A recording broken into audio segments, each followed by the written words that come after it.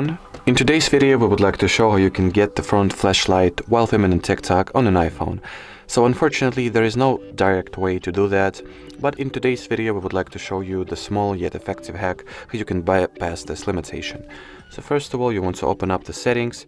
Here go for the accessibility category, display and text size, and at the display and text size page you want to go ahead and turn on the classic invert option. Next, open up the TikTok, and prior to actually starting to record, just crank up the brightness of your screen all the way up to the maximum. Next, you want to record the TikTok the normal way, like you would do it normally, and after that, just get back the screen brightness to the normal state, turn off the classic invert, and once you'll see the video that you have just recorded, you'll realize that it has been kind of flashlighted.